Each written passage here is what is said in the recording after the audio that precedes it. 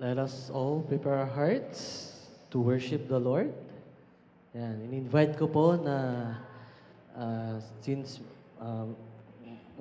medyo konti pa tayo, no?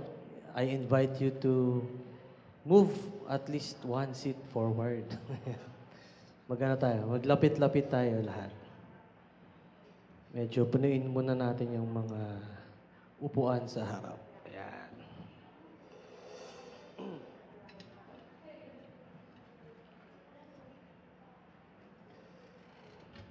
Okay.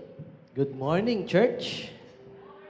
And welcome to SCC, our morning worship service.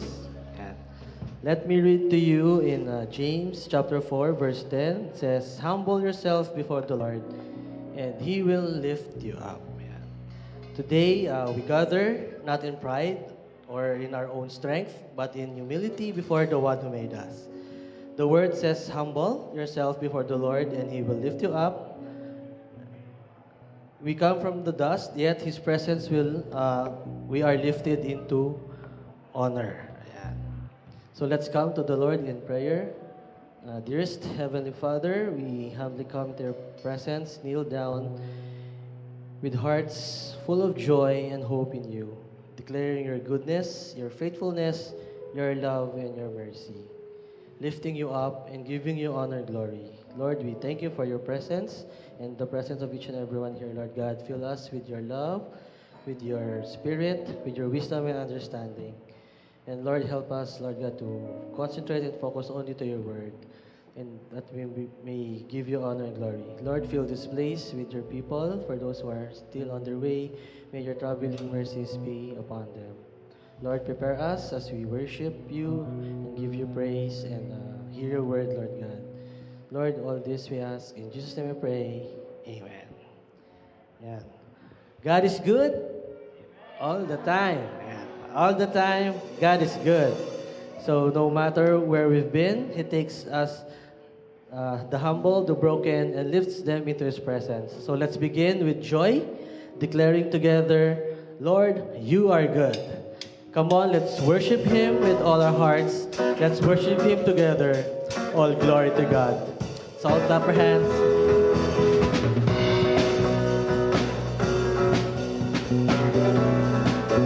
Lord, You are good. Lord, You are good, and Your mercy endureth forever. Lord, You are good, and Your mercy endureth forever. People from every nation and tongue, from generation to generation, we worship You.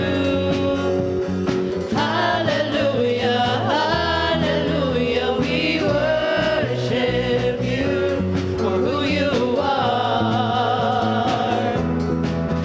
We worship You. Hallelujah, hallelujah, we worship You for who You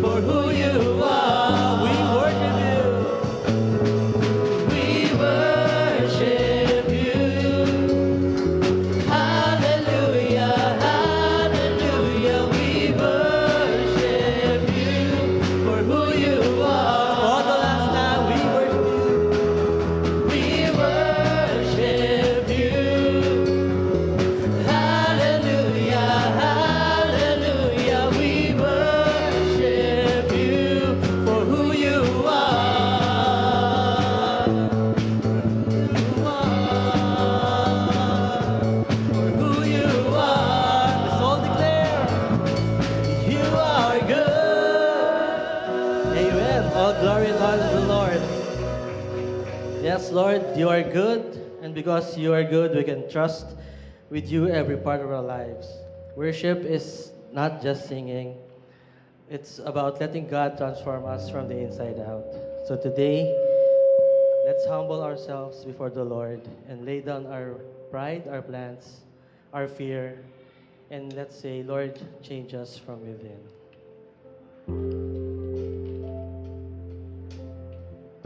Let's continue to worship the Lord.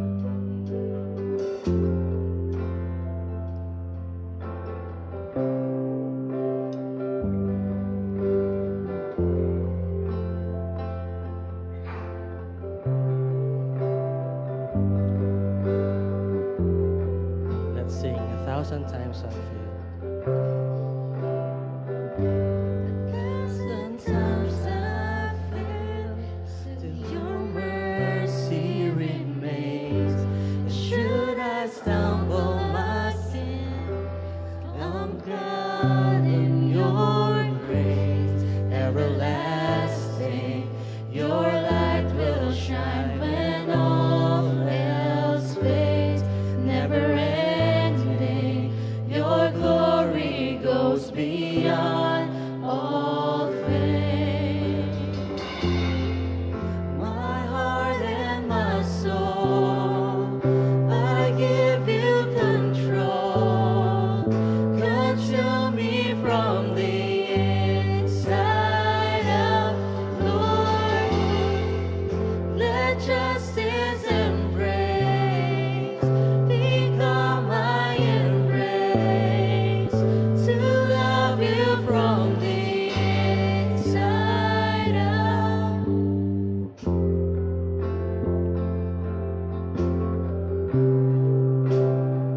Let's lift our hearts to the Lord.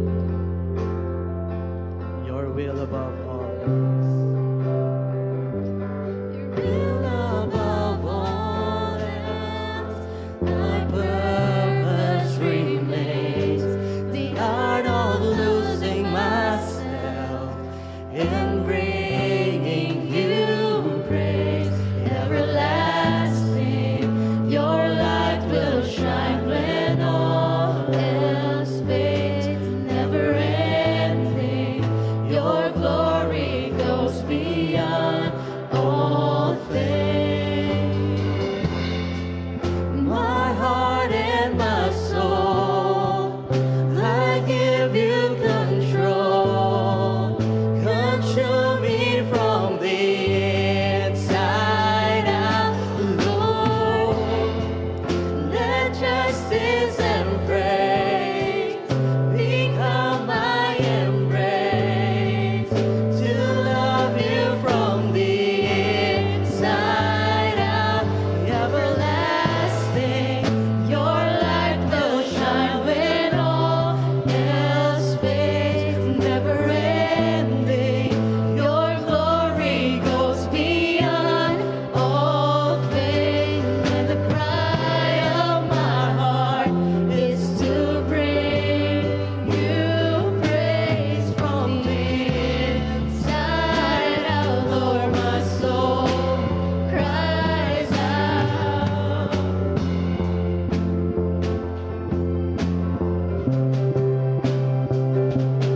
Yes, Lord God, change us from the inside out, through and through, Lord God. Let us surrender to the Lord everything and trust in His faithfulness, His mercy, His grace, and His love. Let our hearts and soul be in His control. My heart and my soul, I give you control. Control me from the inside out, Lord. Let justice and praise become my embrace, to love you from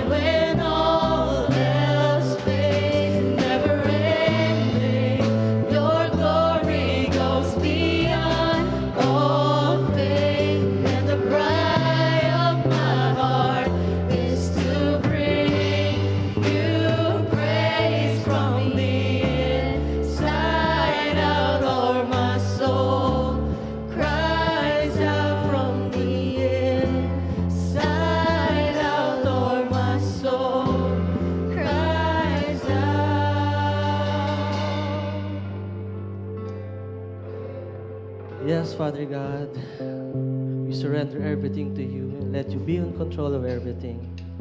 Just want to put our trust and faith in you. Your everlasting love, everlasting peace, everlasting joy, your grace, your mercy, O God. From the inside out, Lord, make us new. Lord, you see our hearts, you know our struggles, and yet you choose to lift the humble and honor them with your presence. Lord, as we continue to worship you, let our worship be into our prayer of our lives. Lord, just want to honor you and give you glory. Let's continue to worship the Lord.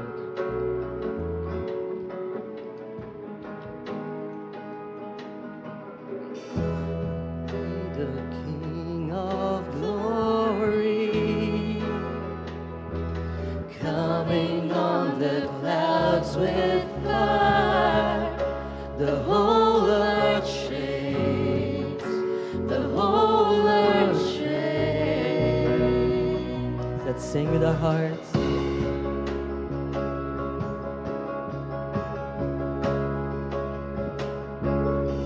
I see His love and mercy washing over all our sins. The people sing, the people sing. Hosanna, Hosanna, Hosanna in the highest. Hosanna, Hosanna, Hosanna in the highest.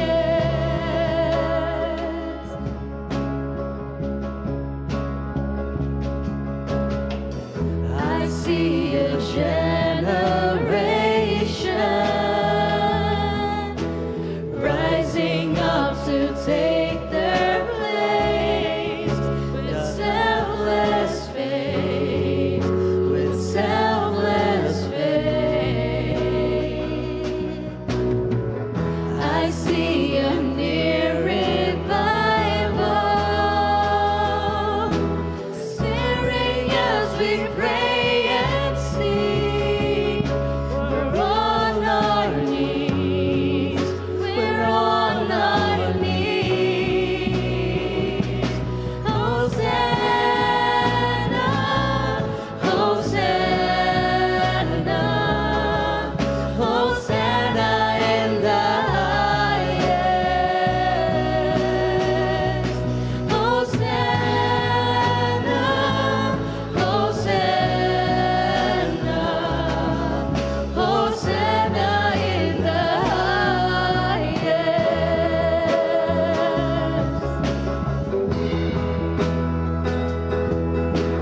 Yes, Lord, let your name be lifted up.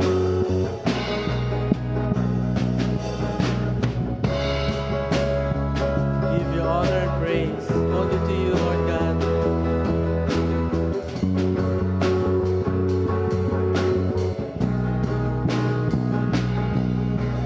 Heal my heart and make it clean. Open up my eyes to the things unseen. Show me how to love like you have loved me. Yes, Lord. Break my heart for what breaks yours. Everything I am for your kingdom's cause. As I walk from earth into eternity. So all declare to the Lord, Hosanna. Hosanna, Hosanna, Hosanna in the Yes, highest. Lord, we lift you up.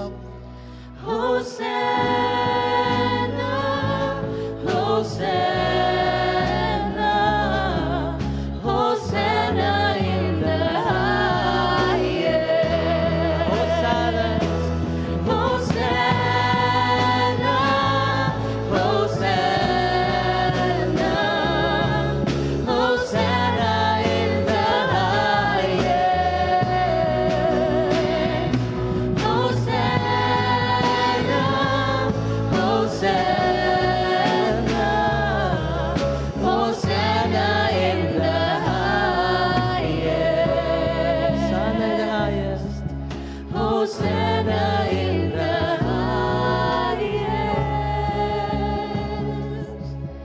Hosanna in the highest.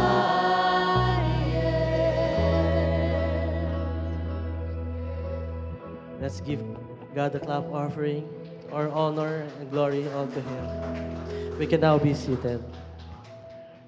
Yes, praise be to God. Let's continue to worship our Lord. Let us put ourselves in the presence of our Almighty God. Let's continue to worship Him in prayer. Let us pray. Our dear, most precious Heavenly Father, we bow down before you. You are the Creator of the universe and the ends of the earth. Truly, O God, you deserve all our praises, our worship, our adoration. And this is the reason why we are here today, is to honor you, to glorify you. And Father, we humble ourselves before you. As we discuss about humility, Lord, help us to learn from our Master and Lord, the Lord Jesus Christ, how He who was seated in heaven, in the throne of the Most High, came down here on earth, became human, became a servant, so that He can seek and save that which was lost. He came not to be served, but to serve. Enable us, Lord, to understand that we are to be more and more like our Lord Jesus Christ. Help us, Lord, to have servant hearts. Help us, Lord, to see ourselves for who we really are in your presence. That we are unworthy, that we are sinners, and yet you have loved us. Father God, enable us, Lord, to really pour out our lives to you and to honor you with not only with our words, but also with our lives, with our character.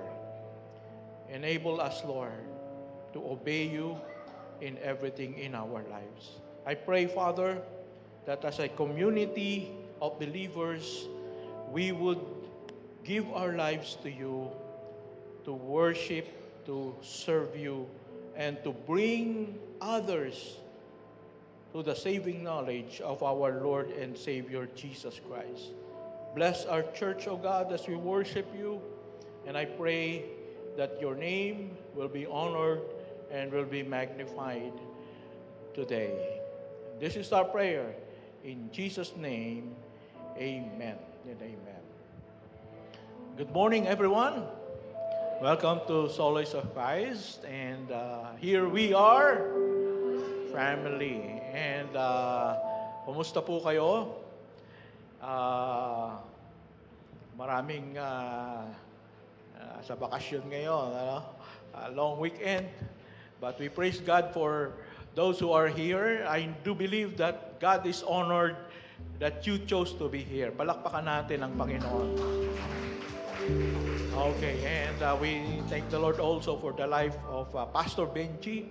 Do you know that he's celebrating his birthday with us? How young na? Secret. Okay, malapit nang hindi naman mukhang senior, Okay, praise God. And today we would like to welcome one another. And wala tayong first-time visitors, so we'll just welcome one another, and maybe we could greet personally Pastor Benji for his birthday. So everyone, let's all stand and let us welcome one another. Come on. We're glad that you have come to share your life with us as we grow in love, and may we always speak to you what God would have us be, a family all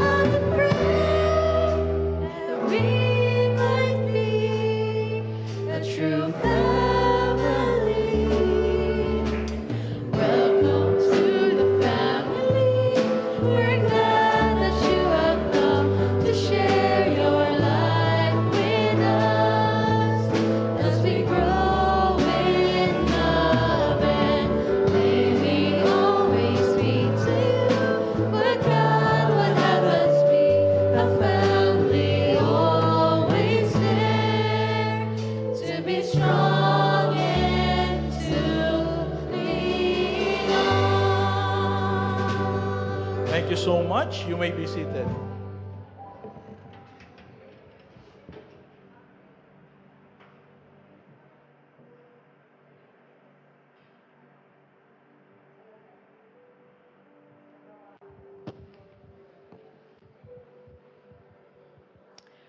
Patuloy po natin purihin ang Diyos sa pamamagitan ng pagbibigay ng ating ikapu at handog na ating alay sa Panginoon. Simbolo ng ating pasasalamat or means of expressing our gratitude to God for the gift of salvation and supporting the church ministry. Ang ating Panginoong Hesus ay nag-alay ng kanyang buhay ng walang atubili upang tayo ay maligtas sa tiyak na kaparusahan ng ating mga kasalanan. He gave up His life to pay for the penalty of our sins, for the forgiveness of our sins. Ang sabi nga sa 2 Corinthians 9:7, each of you should give what you have decided in your heart to give, not reluctantly or under compulsion, for God's love.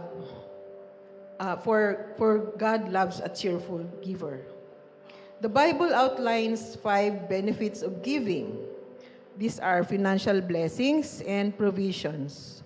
In Proverbs 11:25, it states that a generous person will prosper, and in Malachi 3:10, promises that if you bring your tithes, God will open the windows of heaven and pour out a blessing.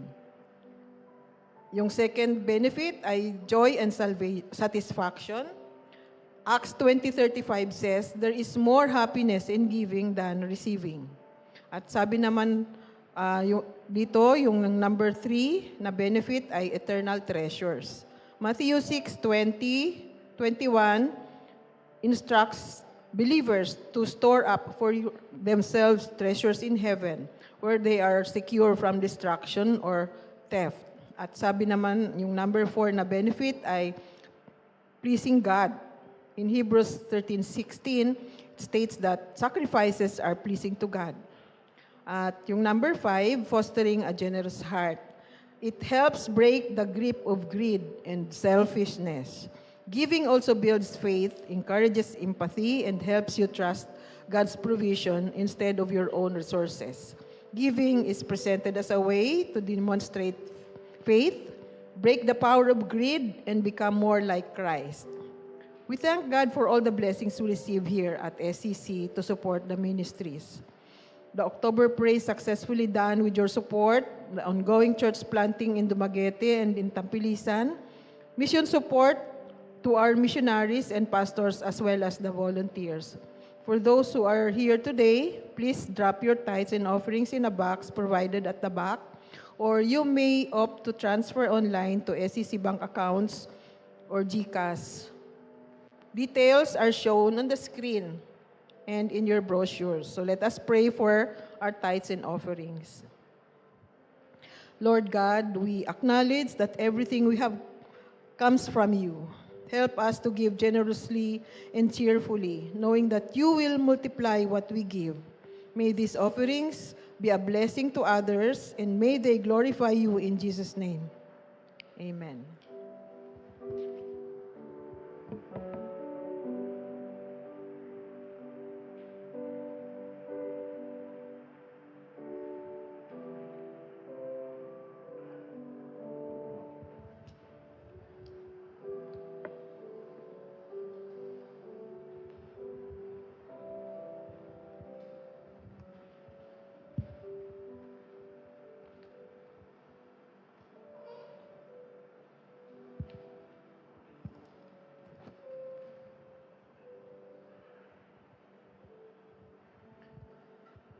This morning, we're going to have our communion, our Lord's Supper, because every first Sunday of the month, we have this communion.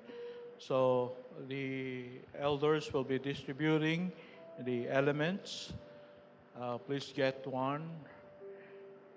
You know, the Lord Jesus commanded us to do this regularly, as often as we can. And He said, do this in remembrance of me. I would like to focus on that word, remembrance of me. In memory of me. Yesterday, some of us, you went to your departed loved ones because you remember them for their past lives, for the memory that you spent with them. And the Lord Jesus, in the same way, is telling us, do this in remembrance of me. Because a lot of times we forget.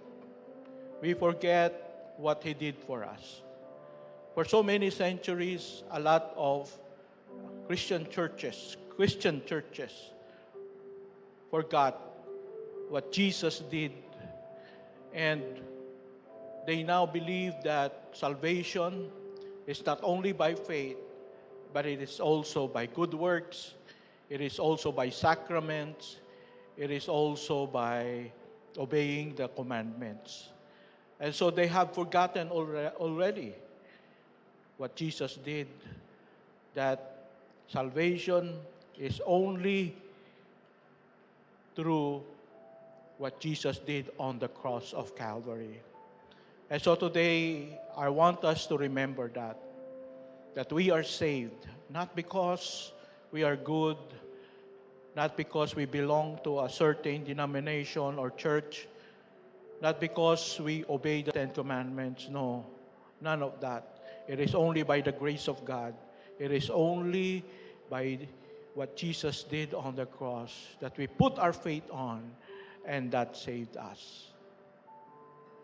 So I want you to be thankful right now, be grateful for what you have received, salvation that is free, that you now have eternal life. Let us be thankful, let us worship, let us be grateful in our prayer.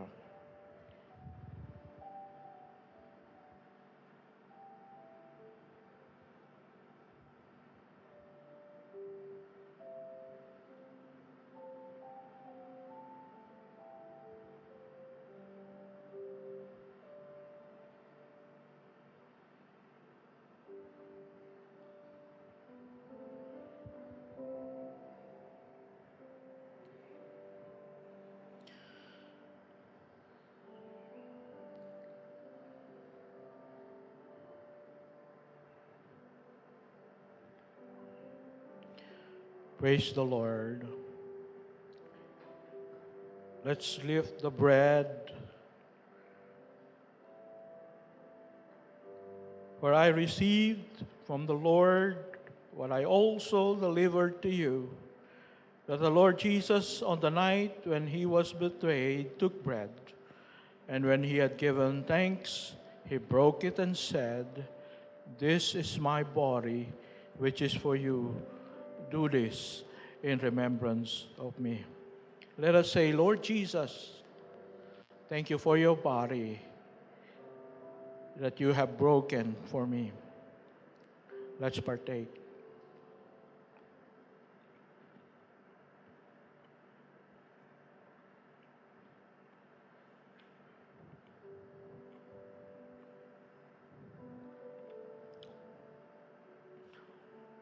In the same way also, He took the cup after supper, saying, "This cup is the new covenant in my blood. Do this as often as you drink it in remembrance of me." Let's lift the cup and say, Lord Jesus, thank you for your blood that you shed for me. Let's partake.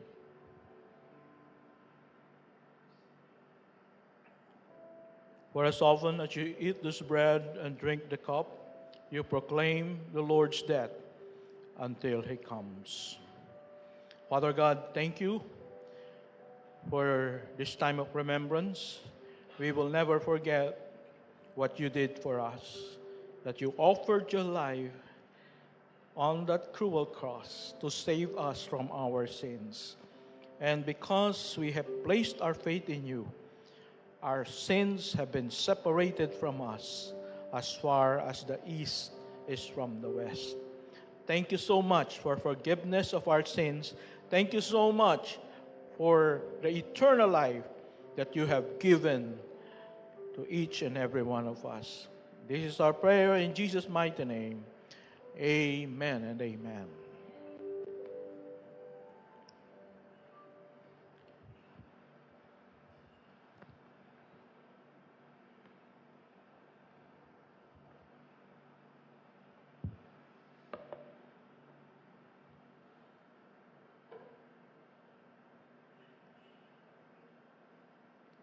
All right. Good morning, everyone. How's your vacation?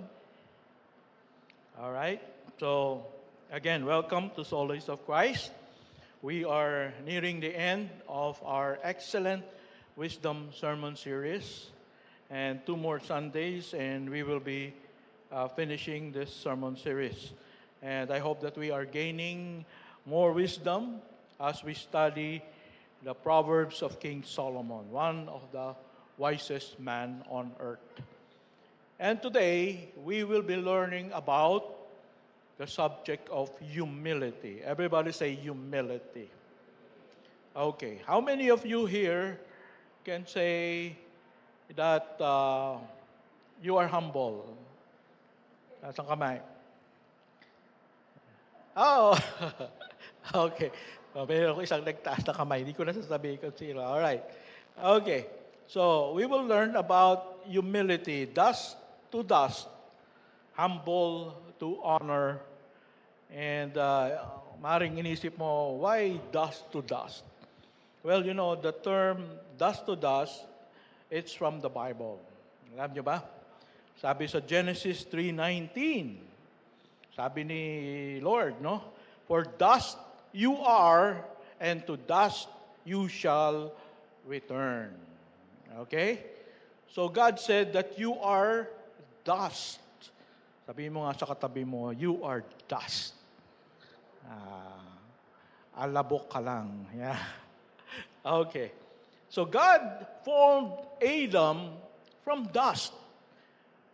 But when He formed Adam from dust, He breathed on it, and Adam became a living and amazing, complicated human being. But when Adam died, what happened? He returned to dust. So, ano bang dust sa Tagalog? Alabok. So that is why when dead people are cremated, what do you see? Dust. Yan. So, tayo ay yari sa alabok, at tayo ay magiging alabok. So, how many of you, when you are at home and nakakita kayo sa inyong lamesa ng alabok, no? At sasabihin mo na, wow! Alabok! So beautiful! How magnificent! Meron bang ganon? Nakakita ng alabok, manghang-mangha. Ano? Wala. Ano? Pero anong nangyayari? We are disgusted. Naku, alabok, marumi. And the women, what they do, wag nakakita ng alabok, they will get dusters. Yan. And get dustpan. And wipe the dust and take it to the dustbin or garbage. Yan ang mga babae. Tama ba? Mahilig maglinis ng mga alabok. But the men are different. When men see dust, they just ignore. Because for them, dust are not worthy of spending a thought about. So, hindi natin pinapansin yung mga alabok. And let the women clean the alabok. So, you see, that is who we really are. Without God. We are garbage. Not worth anything. May nakita na ba kayo na nagbebenta ng alabok? Alabok! 3 supot piso. Wala.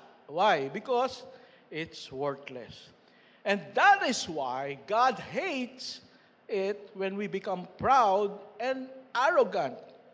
We think that we are wonderful because of all our accomplishments and wealth. Pero sa harapan ng Diyos, tayong lahat ay alabok. At kung hindi dahil sa Kanya, kung hindi dahil sa binigyan niya tayo ng buhay, ay wala tayo mga bagay na meron tayo ngayon. And so we really cannot be proud and boastful. And that is what we call pride. So we really cannot understand humility if we don't understand about pride. So in order for us to understand humility, unahin muna natin, ano ba talaga yung pride? So, what can we say about pride? Number one, okay, nasa ating mga bulletin, the answer is on screen. Number one, beware of pride because it will destroy you. Yes, ito po ay warning from the Lord in Proverbs chapter 16, verse 5. It says, basahin natin all together. Tayo muna tayong lahat. Okay, let's read this passage from Proverbs 16, verse 5, all together. The Lord detests all the proud at heart. Be sure of this, they will not go unpunished. Let's pray. Our dear loving Heavenly Father, we praise you, we honor you. We thank you, Lord, for this opportunity that we can sit before you, before the Holy Spirit, and that you teach us about pride, about humility, and enable us, Lord, that we understand your teaching. And when we go out of this auditorium, you will enable us to become more humble and be more like the Lord Jesus Christ. This is our prayer. In Jesus' name, amen. Thank you. Please be seated. So when we think of people with pride, or tawag natin sa kanila mayabang, we think of people who are, loud, maingay, boastful, palaging pagkwentuhan. Sila yung palaging, bida. May kilala ba kayong gano'n? Pag nagkwekwentuhan, talo ka ng lolo ko. Palaging angat sa kwentuhan. Pero, hindi lang po ganyan ang pride. The verse said, God hates all who are proud at heart. Or God detests all the proud at heart. So that means pride is not about what we can hear from people. It's not just about that, but what is inside of us.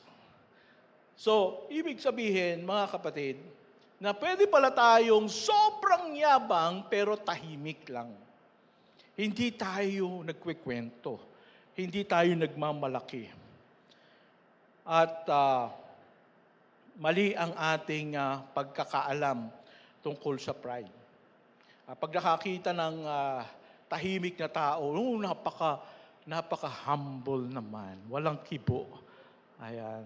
Hindi po yun humility. Yun po ay introvert. Ayan. Okay? So we cannot say that someone who is not really talking a lot is humble. Kaya nga maraming nagsasabi sa akin, Pastor, mukhang humble ka kasi hindi ka masyadong nagsasalita. Yan, hindi po totoo yun. Mayabang po ako. At bakit? Kasi palagi ko pong sinasabi, I have the most beautiful wife. O, di ba ang yabang? Kaya, alam niyo po, when you realize that you are humble, that's the time that you are no longer humble. No? Kaya nga, it dissipates. It's the kind of virtue that when we realize we have it, we lose it already. We lose it already. Kaya it's a continuous striving to become humble. Kaya don't ever come to the point that we will declare, I praise God, I am now humble. So, wag sana tayong dumating sa ganun. Kasi kapag nasabi mo yon, wala na, hindi ka na humble kaagad. Alright? So, ano nga ba ang pride? Baka mali ang ating pagkaalam kung ano ang pride. Kasi there are positive pride and there are negative pride. Okay? So, halimbawa, Ilocano ka. Can you say that, I'm proud to be Ilocano? Ate Vance, are you proud to be Ilocano? I'm proud to be a Filipino. Masama ba yun? Oh, pride yan. No, no, no, no. So, meron po tayong tinatawag na positive pride. So, it's a feeling of pleasure and satisfaction you get from hard work and success or belonging to a certain group of people. It is a sign of healthy self-confidence, and it helps you to feel good about yourself.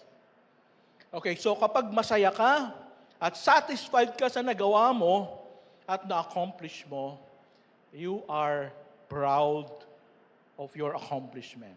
And that is not wrong. Ang self-confidence po ay hindi masama. Ito ay healthy para sa atin. Ang ibig sabihin ay meron kang kumpiyansa sa magagawa mo ng maayos at tama na kailangan mong gawin. Kaya dapat lang po na maging masaya tayo sa magandang ginagawa po natin. Pero wag nating kakalimutan to give glory to God. If you do something good, excellent, you don't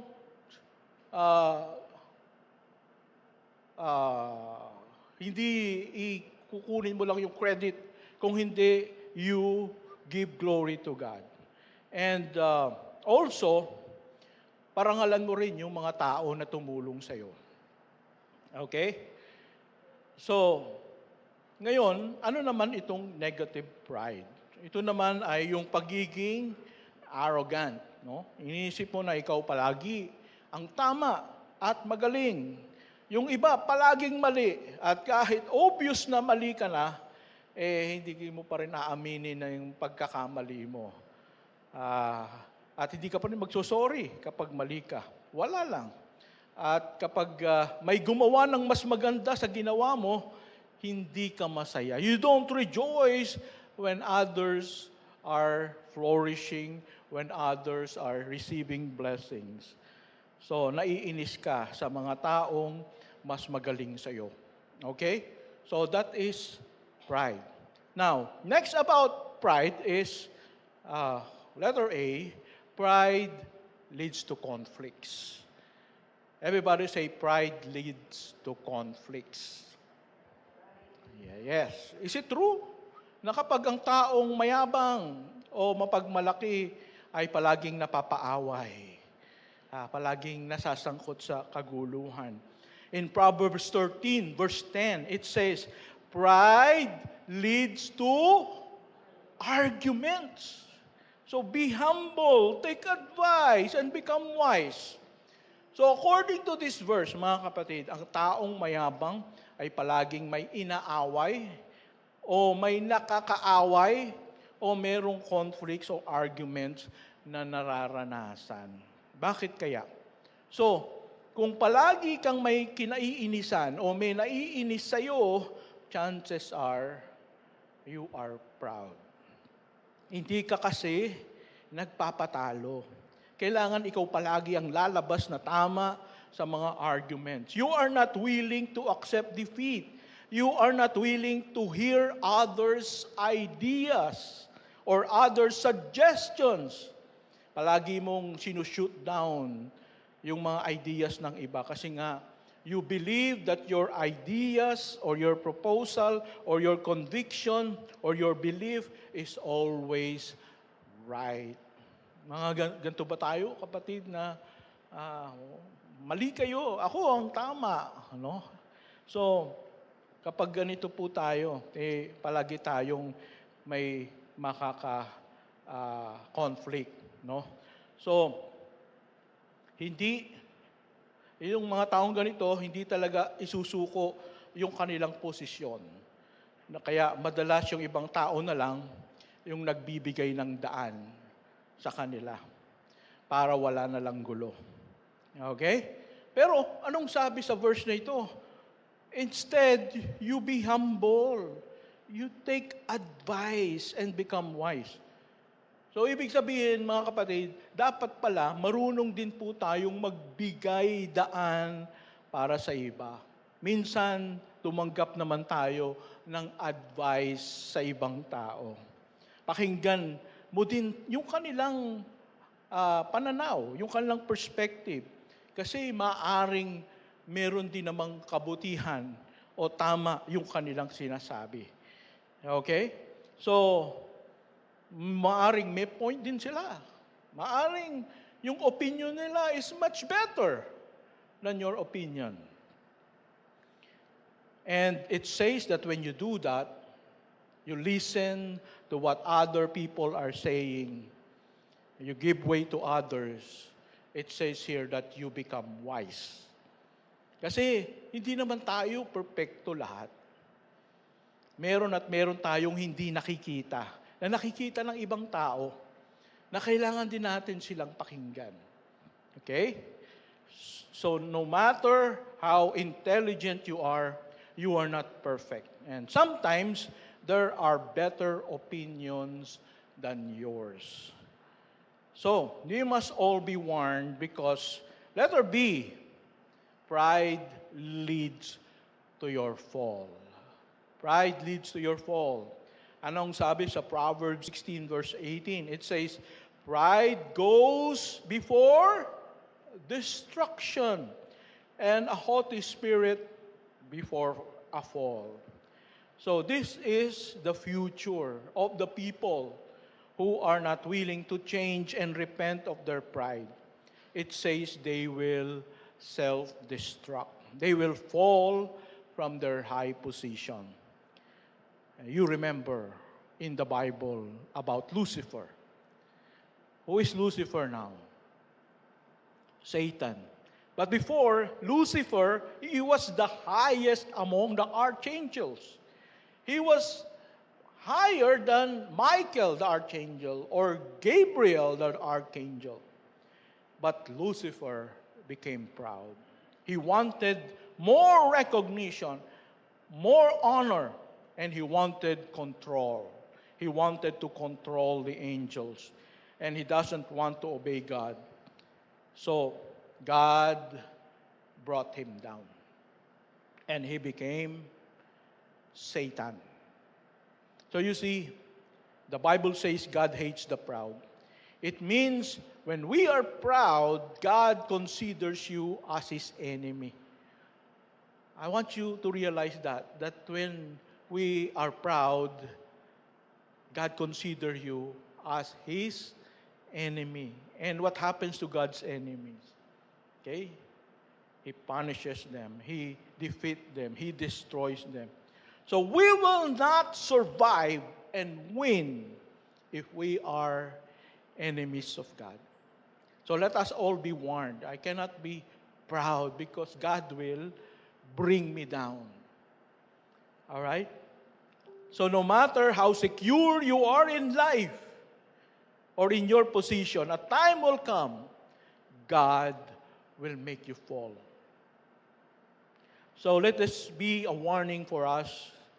All of us experience leadership position, whether in the government, in private company, in our own business, or here in the church.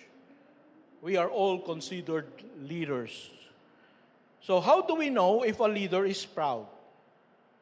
Paano ba na natin malalaman kung ang isang leader ay mayabang or proud?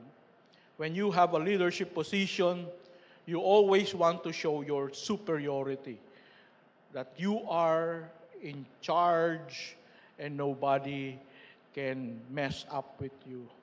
You want people to recognize always your authority. You flaunt that you are above them.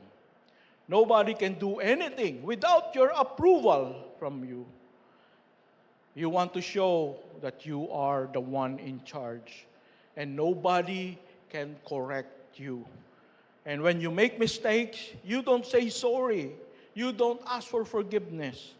You are not willing to listen to other opinions when those opinions are opposite your opinion. At alam po natin, in our country, when we can see how in one moment God can bring down government leaders who are arrogant or who were arrogant and think they are above the law. God has exposed their evil intentions and their corruptions.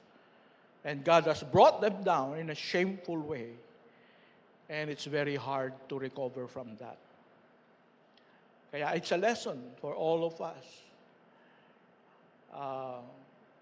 Darating ang oras na ibabagsak ng Panginoon ang taong mapagmataas. Now, do you know why God hates the proud? It is because, letter C, pride is self-worship. Pride is self-worship. It is like you are worshiping yourself than you are worshiping God. And we can see that in Daniel chapter 4, 28 to 32. And let me read.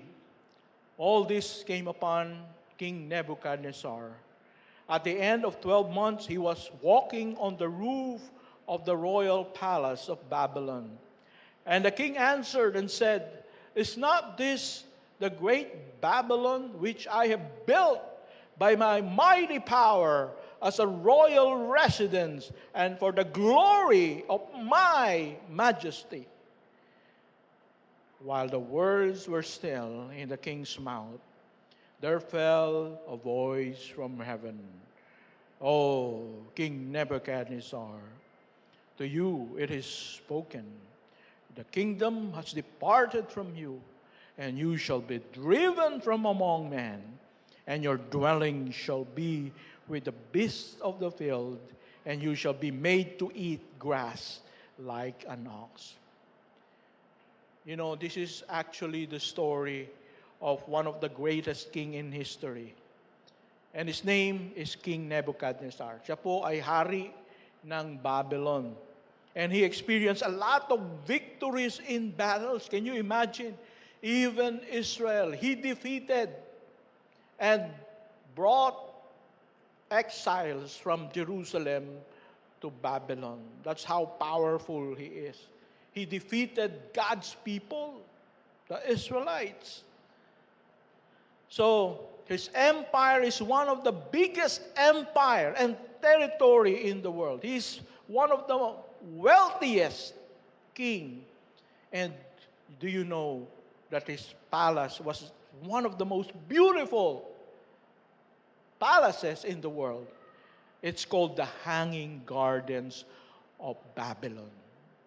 And it is considered one of the 7 wonders of the ancient world. Sobrang ganda. Can you imagine? Ancient times pa lang, merong building na sobrang taas na puno ng garden. Merong falls at merong mga exotic animals. Wow, if you can just imagine being there. And it was built by King Nebuchadnezzar. He has so much wealth. And so he said, I built this. I am powerful. I am intelligent. And you know what God did? God brought him down. God gave him mental illness na naging parang siya, taong grasa. Nakakita na ba kayo ng taong grasa? Ganon ang naging itsura niya. At ang kinakain niya, damo. Ayan. Nanginginain siya ng damo. Just like a cow. He slept in the grass outside. until he realized, oh God, I have sinned. You are in charge. And I cannot have this without you. Wala ako may pagmamalaki sa iyo. Only then, he was restored to his kingdom. So no power can resist God's omnipotent power. Wala po tayong may pagmamalaki sa Diyos. Kung anong meron ka ngayon, yan, lahat ng yan ay galing sa Diyos. Wag nating ipagmalaki. Ipagpasalamat natin at ibigay natin ang kalwalhatian sa ating Panginoon. And so, next part, after knowing about pride, we learn about humility. So number 2, build humility. It will develop you. So let us beware of pride. It will destroy you. But instead, we must build humility. Why? Because it will develop us. Pero, katulad ng pride, marami po sa atin, we have wrong notion about what humility is. Katulad ng sabi ko sa inyo kanina, pag nakakita tayo ng tahimik na tao, ano yan? Humble. Ayan, hindi po totoo yun. Introvert, maybe. Pero, alam nyo, maraming mga introvert, walang kibo, pero in their hearts. Yan. Puno ng kayabangan. No? Mas magaling ako. Yan. Okay? So, ganun po. Hindi ibig sabihin na walang kibo o mahiyain ay humble. Okay? So, another wrong belief about humility is putting yourself down intentionally. Oh, I am no good at anything. I cannot do it well. Kahit na alam mo na gifted ka, kahit na alam mo na kaya mo, kahit na alam mo na magaling ka, ay hindi ako magaling. Ayan. Hindi po yun ang humility. No? O kaya, ina-announce mo, natanong mo, ang pangit-pangit ko, no? Pero ang gusto mong marinig naman, yung sagot sa'yo, ay, ang humble mo naman. Hindi nga, ang ganda-ganda mo nga eh. Yan yung gusto mong marinig. Pero pag merong nagsabi sa'yo, oo nga te, I confirm, ang pangit mo nga, magagalit ko. Ito naman, grabe kang manlait. Ikaw nagsimula. Alright? So, that is what we call false humility. Okay? Parang binabaliktad mo, para bumalik sa'yo yung papuri. Alright? So, what is humility actually? Well, of course, the best example of humility is none other than our Lord Jesus Christ. Now, how did Jesus show his humility? Jesus did not say, oh, I am nothing. I am worthless. No. He said, I and the Father are one. He declared that he is one with God. He is God himself, which is true. And he said, I am the Alpha and Omega, the beginning and the last, which is true. He said, I am the way, the truth, and the life. No one comes to the Father except through me, which is true. He tells them the truth, who he really is. No false humility. But listen to this. In spite of him being the creator of the universe, but when he saw the dirty feet of his disciples, anong ginawa ng ating Panginoon? Being the creator and the most powerful, kumuha siya ng palanggana at ng towel at lumuhod sa harapan ng kanyang mga disciples. Marumi ang paa kasi nung time na yon wala pang asfalto, wala pang simento at nakasandalyas yung mga disciples niya naglalakad sa buhangin, sa alabok. So can you imagine kung anong klaseng paa meron sila? No? Hindi pa uso yung acne, anti-fungus. So we don't know anong mga kalyo, anong mga makikita sa paa. But the Lord Jesus, the creator of the universe, cleansed these dirty feet. Not a show off, but with true concern and care for the disciples. My friend, that is true humility. Not by saying, but by doing, by serving. Kaya kung gusto po nating maging humble, you don't declare it. You do it. You find ways to serve. You find ways how you can help people who are in need without telling people about it. You just do it. That is one of the best example of humility. And also, we know that the Lord Jesus, He was mocked by the chief priest. He was humiliated by the Roman soldiers. Grabe ang ginawa sa Kanya. Sinampal, dinuraan, minura. But what did Jesus do? Jesus did not retaliate by calling all the angels from heaven to destroy His enemies. He has the power to do that. But He did not. He said, Father, forgive them, for they do not know what they do. He was willing to forgive those who hurt Him so much.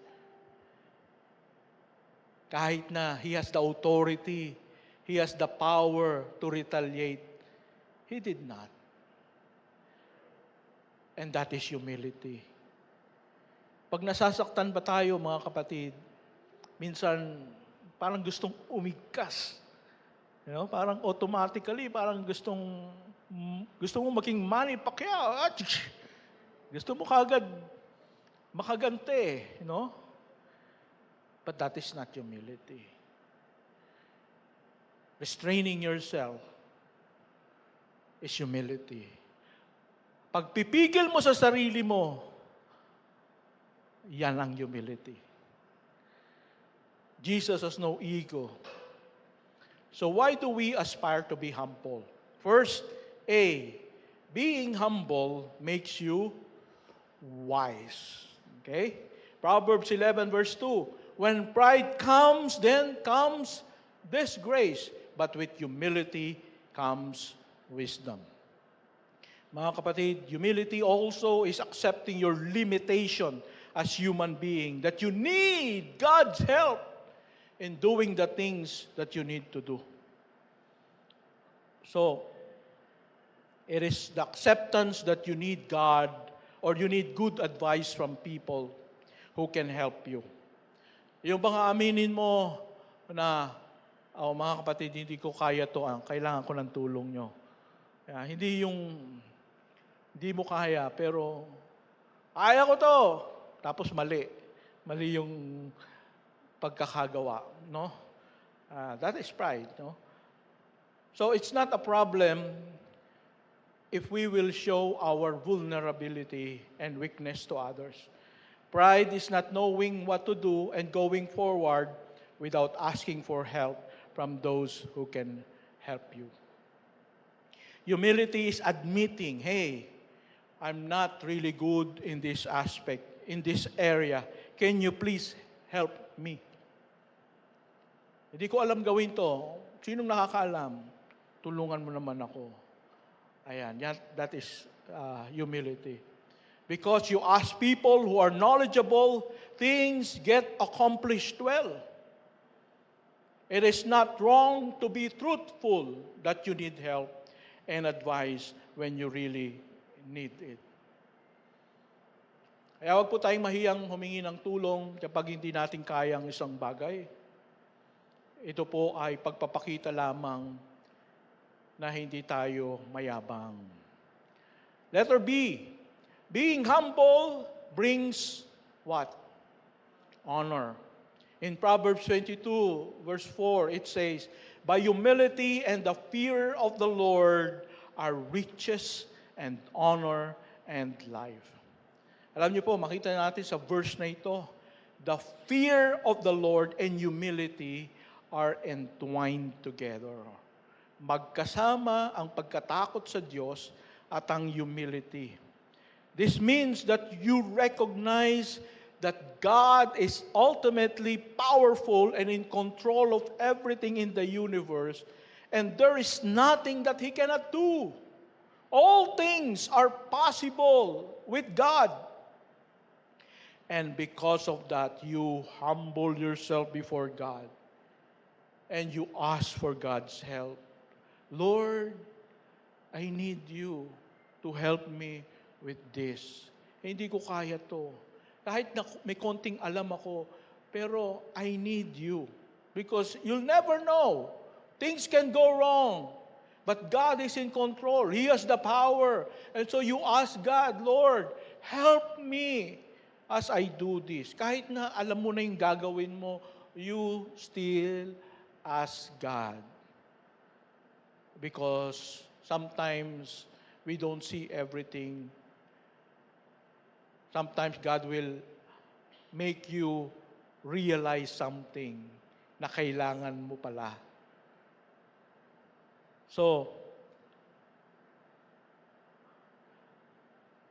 we ask God and trust Him to take over our lives, our work, our business, our family, our career, and because of that, God will cause you to be successful in what you do.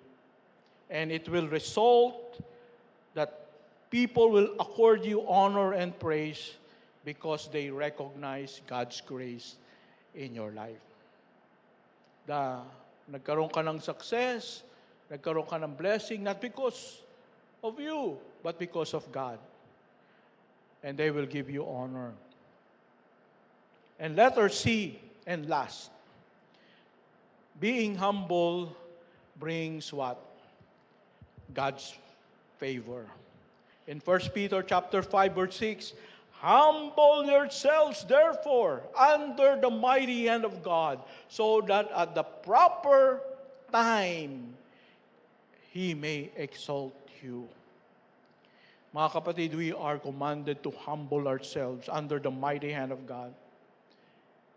Pagpakumbaba po tayo sa harapan ng Diyos at ang Kanyang pangako, tutulungan ka niya, gagabayan ka niya, mag-o-open siya ng opportunity para sa iyo in His proper time. He will exalt you in His proper time. So let us learn humility. Now, what is humility all about?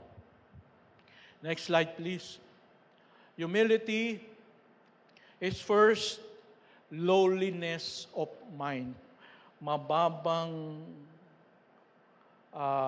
kalooban. Yan. Humility is an internal mindset that acknowledges one's lack of spiritual worth apart from God and sees oneself rightly in comparison with God. So parang alam nating ilagay ang sarili natin that God is above us, that God is powerful, and we are not. We are unworthy without God. We cannot function well without God. Kailangan natin ng Diyos sa buhay natin. That is lowliness of mind. Hindi ka mapagmataas na kaya ko yan kahit na ako lang mag-isa, kaya ko yan. Alright? Example po ng having the right mindset about the glory of God and how unworthy we are. Naalala niyo ba yung kwento ni Jesus about the Pharisee and the tax collector? The Pharisee, he said, "Oh God, thank you so much. I am a good man. I do good things. I do a lot of good things. I give tithes. I do a lot of good works." Pero anong sabi nung tax collector? Lord, hindi siya makatingin sa langit. Sinusuntok niya yung kanyang puso. Sobrang sama ko. Makasalanan ako. And anong sabi dun sa story? Who was justified? Who was forgiven? The one na ang taas ng tingin niya sa sarili niya, o yung ang baba niya, wala siya kung wala ang Diyos sa buhay niya. Sana po, maging katulad tayo ng tax collector. We are nothing without God. Second, submission to God. We need to submit to God. It involves recognizing God's power and submitting to His will, acknowledging that all glory and honor belongs to Him. And one example of this is Mary. When the angel Gabriel told her, you're going to bear a child, even if you are still a virgin. And alam ni Mary, I'm a virgin, and I'm going to be pregnant. What will people say?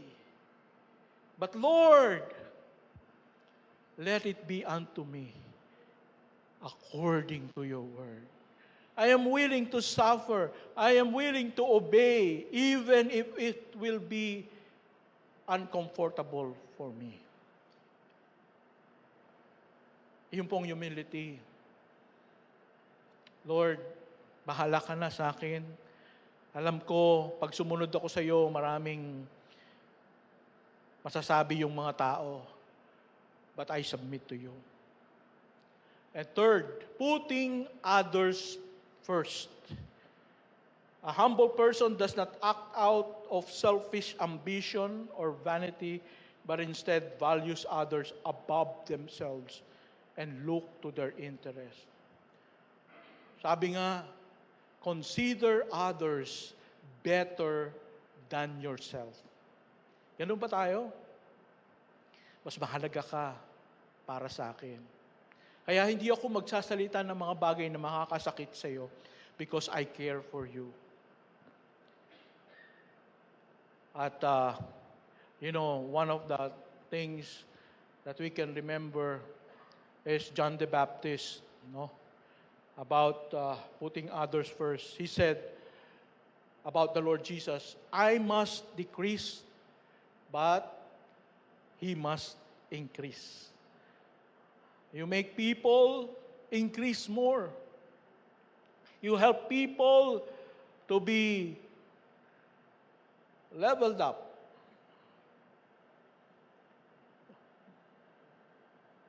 And then fourth, serving others.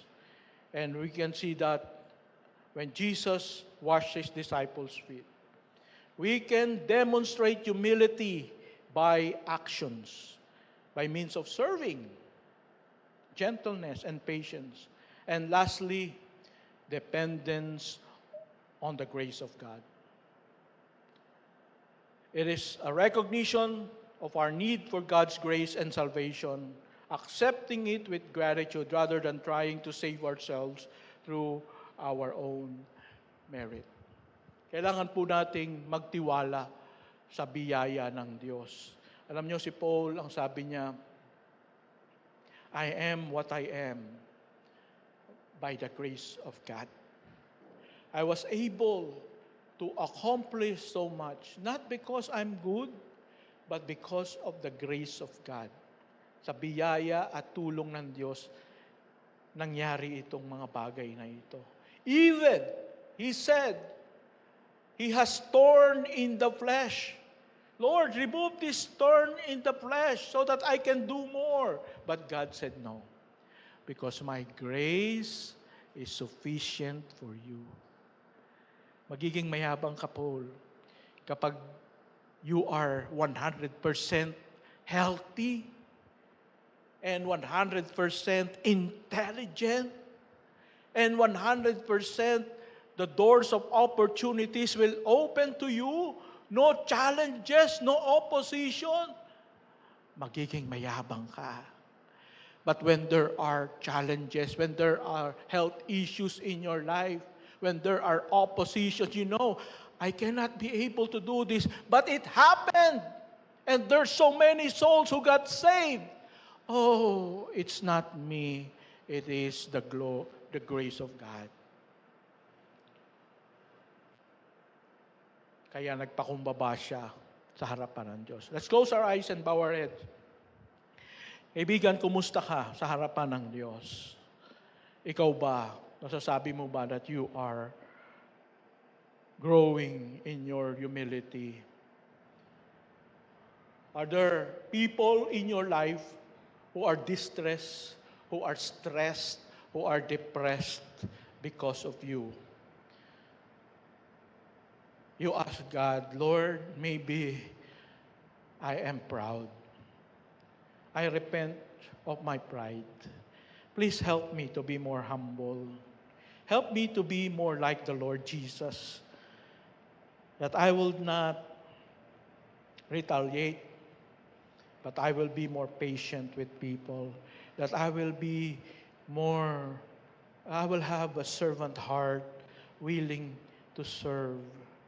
As a leader of my group, in our company, as an owner of my business, I will try to serve those who are under me. Ask the Lord, Lord, where is it that I am demonstrating pride? Help me to be humble.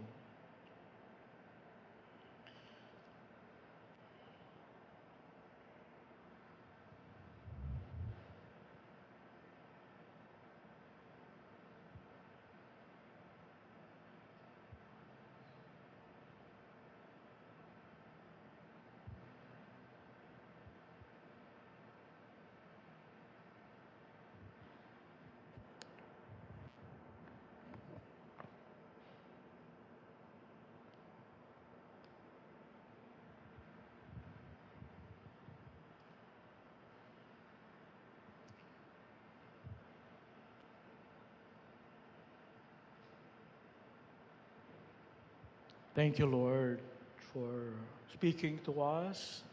Thank you for the Holy Spirit. Enable us, Lord, to obey and to make the commitment to work more on our humility and to live by the grace of God in our lives. Thank you, Lord. This is our prayer in Jesus' mighty name. Amen. So, praise be to God. So today, let's have right now, let's have our announcement. And so we have a lot of announcements. So be patient.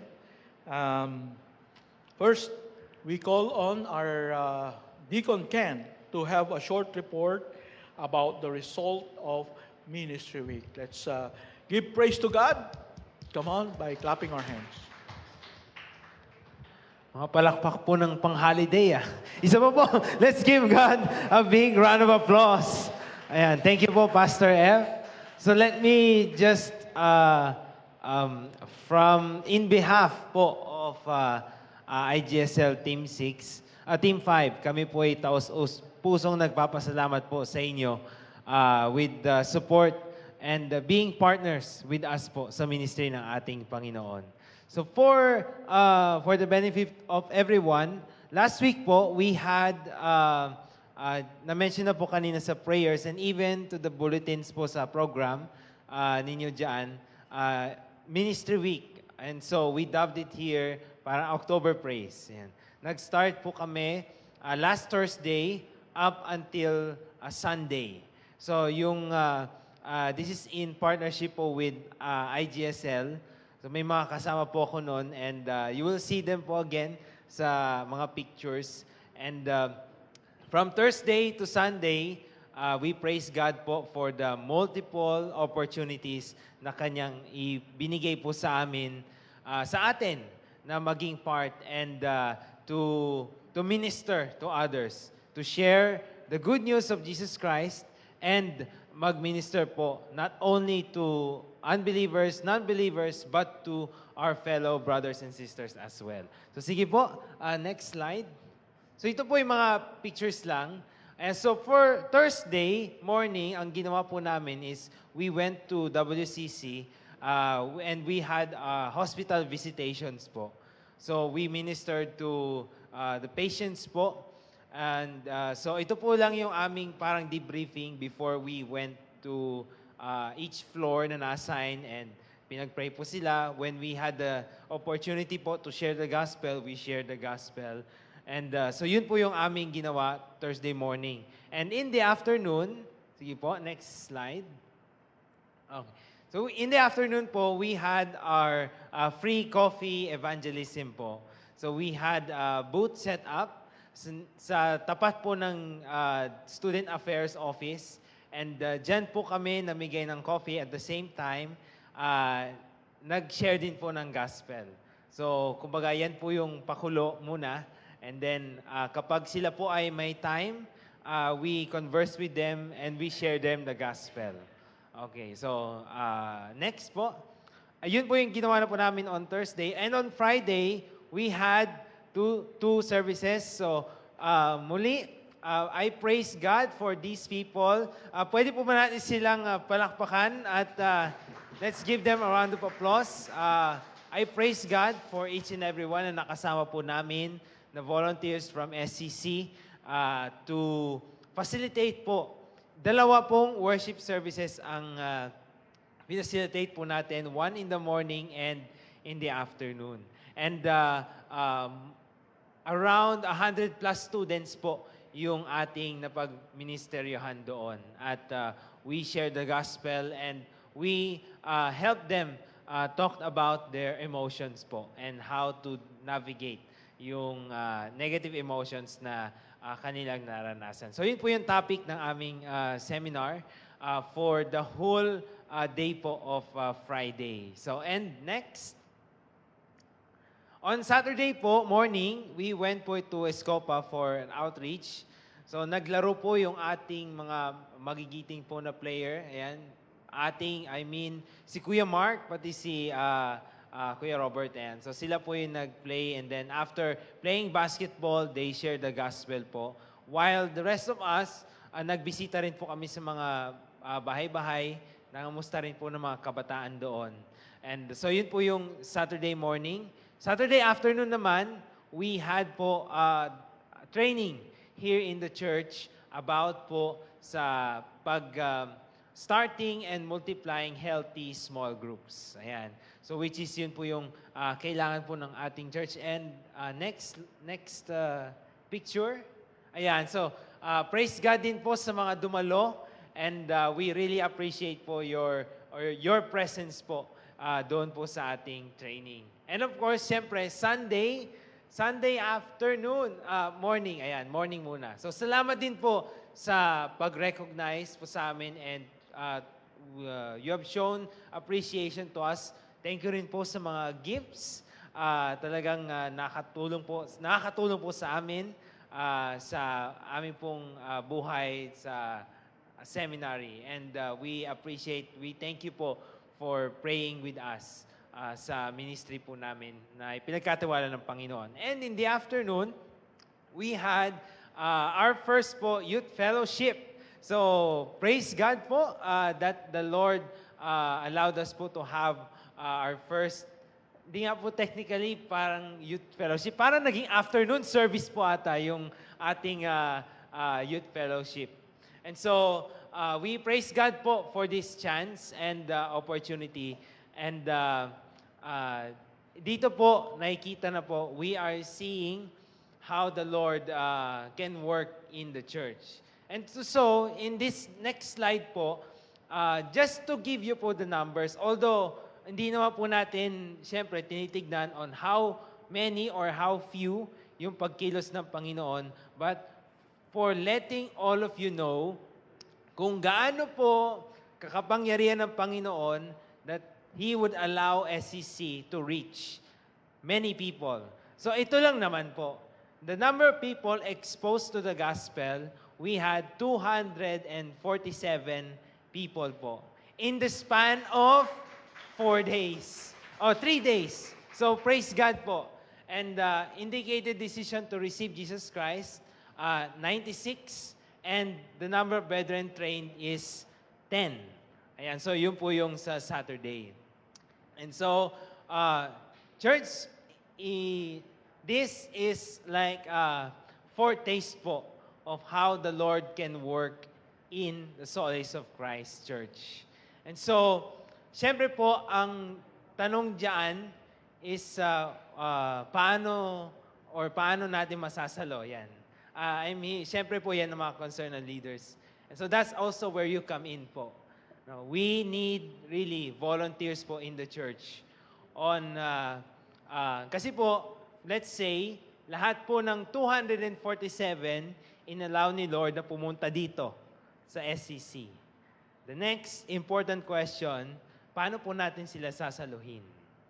Ayan. And so, we need your help po in that, na magkaroon po ng active involvement sa church and sa mga programs po that we will have for next year. Again, patikim lang po ito ng Panginoon on how He can enable people po to be in the church and for us, kung gaano po karami pwede nating ma-reach out in just the span po of 3 days. Imagine niyo na lang po kung naggagawa po tayo nito kada month, kada week, who knows po how many. And so, that is where you come in po and we really need po your help and your active involvement po on this. But, for now po, I would like to really extend my appreciation po sa inyong lahat. Thank you po and I praise God for all of you na naging part po. Sige po, palakpakan po natin ang Panginoon. Whether you gave financially po, you gave your time, your effort, and whether you volunteered po to be absent on a weekday para lang po makapunta po sa Thursday or Friday na gawain. So, marami pong salamat sa inyo po mga buhay. Diyos na po ang magbalik ng pagpapala ng higit po sa inyong inaasahan. At lahat po ng nangyari, lahat po ng tagumpay po ng Ministry Week, inaalay po nating lahat, siyempre po, sa ating Panginoong Diyos. All praise and honor belongs po to our God. Thank you so much and congratulations po to each and every one of you. Okay, thank you, Deacon Ken. And there's more good news to come because we have proposals how we can follow up these 247 people and those who received. I hope that we're going to have the budget for those activities. Okay? So, that's for next year. So ngayon po, next is, last week, we were not able to have our Missions Month offering because ang haba po ng ating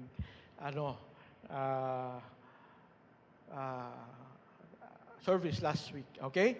So, we're going to have our missions offering. Let's pray. Father God, thank you, Lord, for this opportunity that we can support missions, church planting program that you have given to us in Tampilisan, Zamboanga del Norte, and in Dumaguete City. We pray, Father, that you will bless those who will give, and we pray for Pastor Con, for good health, for open doors of opportunities. For those that he is discipling, I pray for spiritual maturity. I pray for that they will be developed as leaders as well. We honor you, we praise you. In Jesus' name we pray. Amen. So, habang pinapasa po yung ating missions offering, I would like to announce that our governing board will have a meeting on November 8, this coming Saturday, 10 a.m. Dito po sa SCC. We're going to finalize our budget for 2026, our activities and budget. Okay? And for the next day, November 9, which is Sunday, we would like to announce that we'll have our short church business meeting. This is after church service to approve the budget. Ayan. So para makita din po natin, kailangan ba natin ng magbigay para sa gawain ng Panginoon? Ayan. At anong activities natin, no? Paano natin i-follow up itong those who receive the Lord. Okay? So, please stay after the service next Sunday. And resume of choir practice next week na po ito para po sa ating Christmas activities at 1 p.m. next Sunday. Okay? So, sa mga choir members. All right. For the last announcement, we would like to greet our birthday celebrants for November. Okay, so how many birthday celebrants do we have? Of course, we have our Pastor Benjamin Miranda, November 2. Si Andrea, November 2, birthday din niya ngayon. Si Brother Jed, 6. Si Jenny, 6 din. Si VJ, 9. Villamore. Sino yung Villamore? Si Jason pa, Villamore? Si Kuya Billy, yung kanyang father, no? Elder Art Susan, 14. Si Ate Jen. Mas matanda pala ako sa iyo. Si Jen, no? 18. Si Ate Roda, 25. At si Kuya Von sa November 30. Okay. So, lahat po ng birthday celebrants, please come up. Come up. Akyat po tayo dito. Okay. Kung hindi po kayo natawag, hindi pa po natin nalagay dito, pero birthday nyo ng November, please come up. Meron po ba? Hindi natawag, pero birthday ng November? Alright. Hindi. Okay. Sige, pakisindihan po. Pwede bang merong kumanta ng happy birthday? Parang minamalat ako. To you. Happy birthday to you. Happy birthday, happy birthday. Happy birthday to you.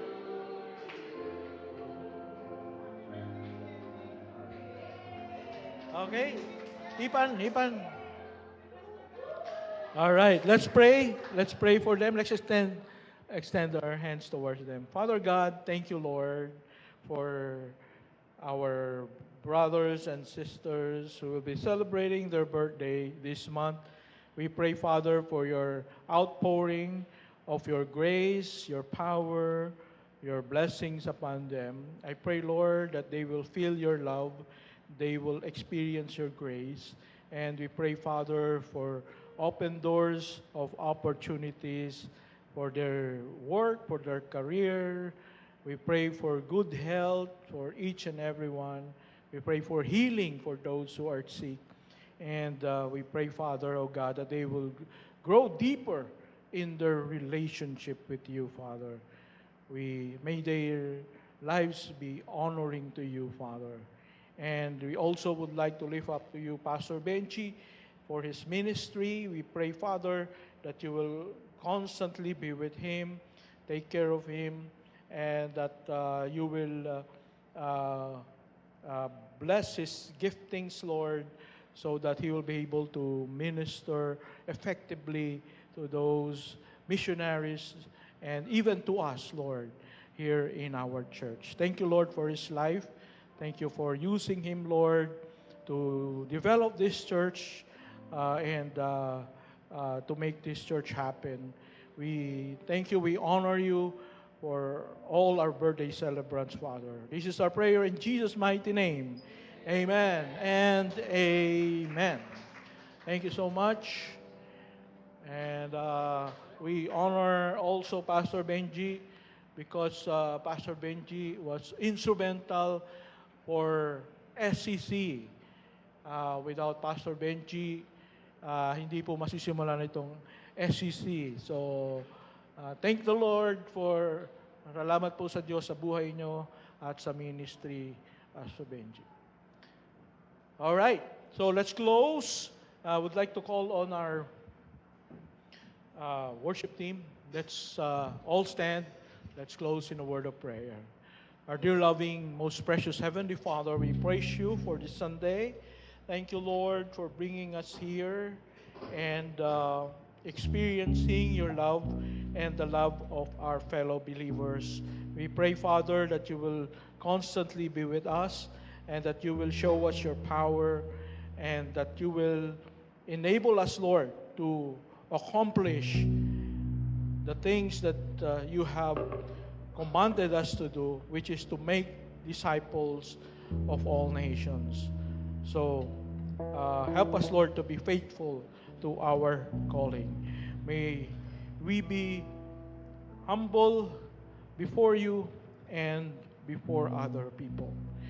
May the love of the Father, the grace of the Lord Jesus, and the fellowship of the Holy Spirit be with you all. Amen and amen.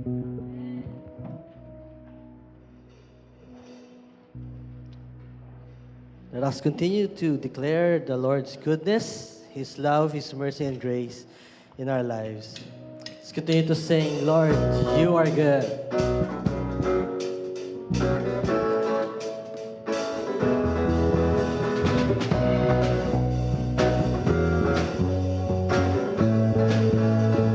Lord, you are good. Lord, You are good and your mercy endureth forever. Lord, you are good and your mercy endureth forever.